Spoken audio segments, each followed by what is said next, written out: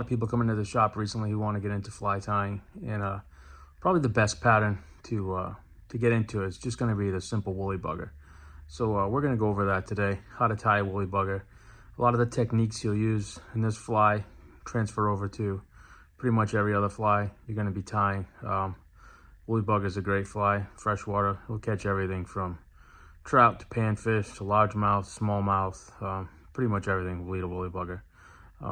So we're going to get into that, and I'm going to show you the way I like to tie them. A lot of guys will tie them and they'll have them come unraveled, or they won't swim right, and just show you some of the tricks I've learned along the way and how to make one it's going to stay together for you and not fall apart and catch a bunch of fish, hopefully. So all right, let's get into it. One of the best things about this fly is you don't need a lot of expensive materials to tie it. I'm going to be using some woolly bugger antrons, chenille, and medium olive. Some of the Met's bugger bunch feathers. This is a grizzly olive. I'm using some Tiemco 5263 hooks. Any 2X, 3X, you can even use a 4X long. Just regular hook will do it. I'm going to do some 140 Vivas power thread, some brassy size gold ultra wire, some woolly bugger marabou, and this is yellow olive, so it's just like a light olive color. And then we have some tungsten beads. I'm using a 5/32 for these size 8 hooks, and just some crystal flash, which is optional. If you don't want to put any flash in it, you don't have to. The fly will work just as well. Sometimes you catch more fish without flash, sometimes you catch more fish with flash. It's kind of just depends on the day and where you're fishing. All right, so let's get to it. So if you're new to fly tying and you've never put a bead on a hook before, you'll notice that these non-slotted tungsten beads have a side that has a larger hole and one that has a smaller hole. And what you're going to want to do is you're going to want to find the side that has a smaller hole. Right here. Take your hook point, just put it right through the hole, slide it all the way up to the hook eye, just like that. And now you're ready to put your hook in your vise. So bulk is always going to be your enemy when you're tying these flies. First, we're just going to start with a light wrappings of thread all the way down to the hook bend. You never want to tie on top of a bare hook. So once we get that, we'll flip our excess off. And we're just going to want just a couple of these woolly bugger feathers. I like to have them take 2 of them, and then just have the natural curve of the feathers have the cups facing each other, just like that. Then I like to find where the stem really starts to get thin on both feathers, pinch it right there, and just put that right at the hook bend. And that's where we're going to tie in, right there. There's a couple wraps underneath the feathers, a couple more right on top.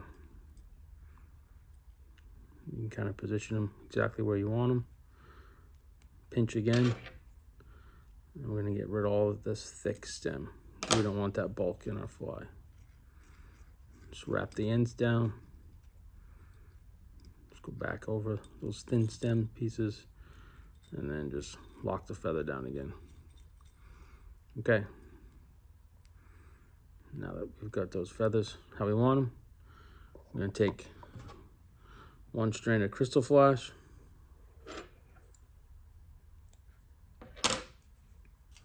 and I'm going to just cup that around the thread like so. Lock it down like that. Once you get to about here, that's when you're going to want to, will have a tendency to twist on itself. Just have one on one side and one on the other side of the feathers you just tied in. And then you can tie those down. And I'll just clip those a tiny bit longer than the longest feather. And that's really all the flash you need. You can tie in more, but I find that's definitely sufficient. Then I'm going to take about a 6 or 7 inch piece of this brassy ultra wire. We're just going to tie that in the whole length of the hook shank.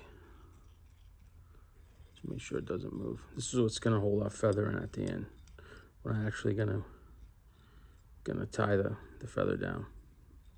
Gonna reinforce it with this wire, okay?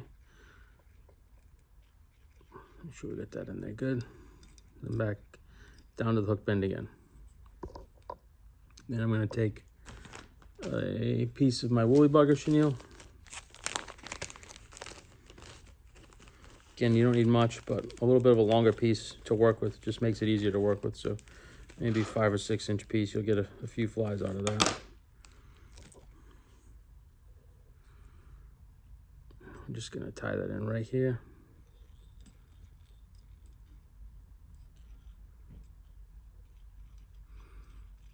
And then we're gonna palm it all the way up to the front. Just nice touching wraps. Again, you don't want to eat up your hook gap here. Once you get to the bead, once behind, a couple in front, then you can pull that. Okay.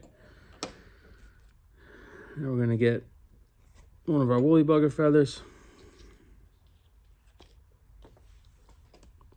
And you'll see with the woolly bugger feather, you can use the whole feather, but this part right here at the very beginning is really thick, and it doesn't like to wrap that easy. So I usually clip that off. Then I'll pull some fibers out here, so I have a nice spot to tie in with. And we want the way the feather is going to lay, we want it to lay that way when you're tying it in. So I'm just going to tie this right in behind the bead right here. If it slips out, don't worry, back off your thread, start again. Okay. Now we're just going to follow the natural curvature of the feather. I'm just going to wrap all the way back till we get to the hook bend.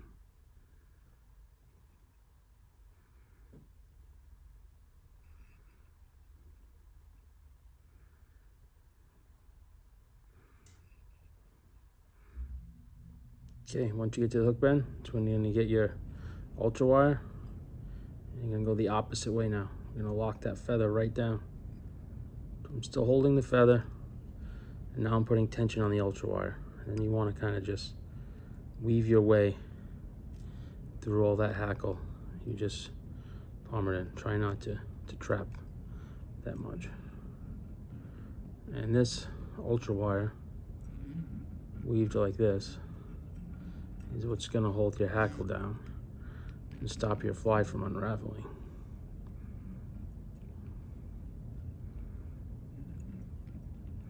Unless this wire breaks, your fly cannot unravel, which is why I like to tie these this way. I'll go behind the ultra wire, a couple in front, another behind, a couple more in front. And we can clip that ultra wire right off. We can clip the excess of this feather off right here. And you can see if we can find a stem. Looks like it already got tied down, so we need to worry about that. And then we can just whip finish this.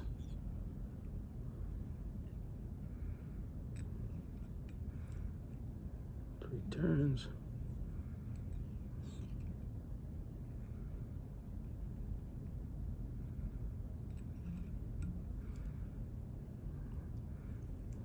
All right, and there's your woolly bugger. If you can master the techniques you used to tie this, you can tie a whole bunch of fly patterns. You learned palmering, you learned how to set your feathers where you want them, added some flash in, learned how to reverse palmer with the ultra wire. This is a great fly to get started in fly tying. This will catch anything under the sun. Yeah, tie them up and give them a shot. Thanks.